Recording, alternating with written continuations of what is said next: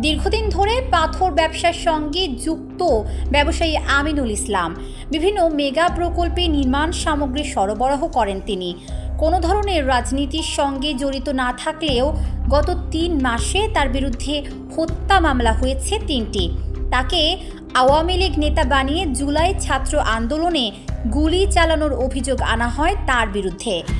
একইভাবে হত্যা চেষ্টা মামলা হয়েছিল সুপ্রিম কোর্টের সিনিয়র আইনজীবী ZI খান পান্নার বিরুদ্ধে।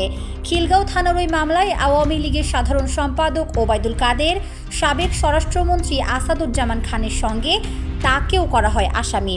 ঘটনাটি নিয়ে তোলপাড় শুরু হলে এই আইনজীবী মামলা থেকে অব্যাহতির পাশাপাশি আগাম জামিন পান আদালতে।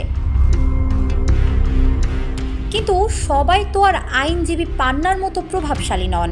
তারা শিকার হন মামলা বাণিজ্যের। ৫ আগস্ট আওয়ামী লীগ সরকারের পতনের পর মামলার জোয়ার ওঠে দেশ জুড়ে।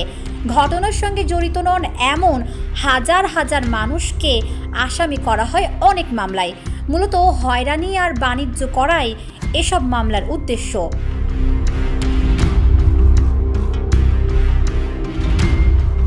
ভুক্তভোগীদের সঙ্গে কথা বলে জানা যায় মামলা বাণিজ্য হচ্ছে ৩ ভাবে।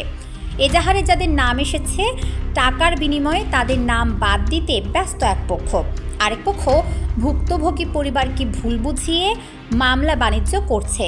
অন্য একটি পক্ষ ভুয়া মামলার কপি তৈরি করে ভুক্তভোগীদের গিয়ে তদন্তের ভয় দেখায়। দ্রুত টাকা দিয়ে নাম বাদ করানোর পরামর্শ দেয় তারা। পুলিশের বিরুদ্ধেও মামলা বাণিজ্যের অভিযোগ আছে।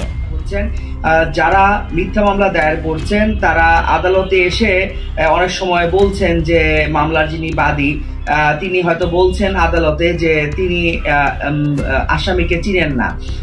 স্বয়ং আইন উপদেষ্টা অধ্যাপক আসিফ নজরুল ছাত্র জনতার আন্দোলন ঘিরে দেশে ভুয়া মামলার কথা স্বীকার করেন।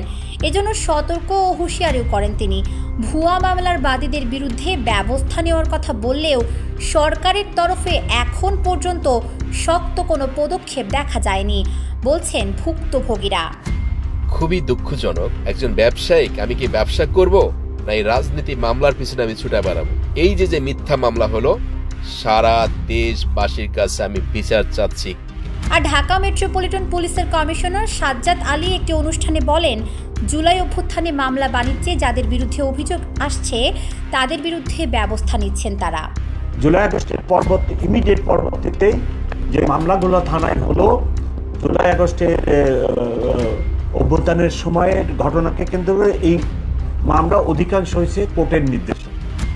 তবে আসামি গ্রেফতারের বিষয়ে পুলিশ বলছে মামলায় নাম থাকলেই গণহারে গ্রেফতার করছে না তারা। যাচাই বাছাই করে তবে গ্রেফতার করা হয় আসামি। একই রকম দাবি র্যাবেরও। ঘটনার সময় সিসিটিভি ফুটেজ, গণমাধ্যমে আসা ফুটেজ সহ বিভিন্ন বিষয় নিশ্চিত করে বাহিনীটি। এখন পর্যন্ত কেউ হয়রানিমূলক গ্রেফতার হয়নি তাদের হাতে, এমনটাই দাবি এই এলিট ফোর্সের। বিপ্লব পরবর্তী বাংলাদেশে আমাদের মামলা বাণিজ্যের ঘটনাটা আমাদের জন্য খুবই দুঃখজনক। নিরাপরাধ কিংবা কেউ যাতে যে সকল রোল প্লে করে নাই সে যাতে মামলা বাণিজ্যের শিকার না হয়। ভিকটিম পরিবারগুলোকে কিংবা ভিকটিম ব্যক্তিদেরকে নিয়ে একটা মামলা বাণিজ্যের খেলায় মেতে উঠেছেন। অভিযুক্ত না এমন আরও অনেক ব্যক্তিদেরকে সে মামলায় অভিযুক্ত করা হয়েছে। খবর আসছে অনেক মামলায় আসামিকে চেনেন না বাদী। বিশেষজ্ঞরা বলছেন বাদী কার প্ররোচনায় নাম দিয়েছেন সেটি উদ্ঘাটন করতে হবে। এ ধরনের মামলা বাণিজ্য দ্রুত বন্ধ করা উচিত।